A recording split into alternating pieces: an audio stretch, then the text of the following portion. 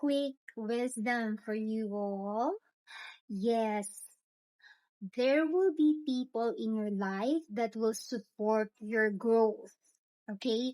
Others will hate it. I'll give you an example. Okay. So I have my viral sister and she was sharing things to me. Okay. She has grown exponentially.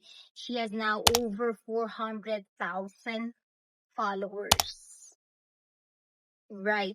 And there are people that surrounds her and we had intimate discussion and I said, you have to be ruthless of your energy. Learn the art of saying no.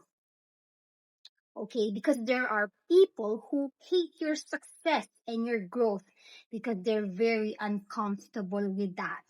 Okay, when you are with them, they are so comfortable that you are this small.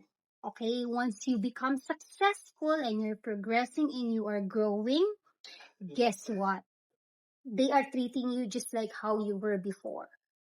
Those people who hate your growth will actually contact you and make known of themselves and trigger you in a way that you would react. Okay, they are craving, they are feeding you with negative energy because they want you to respond, they want you to react. Okay, because they know you when you are small.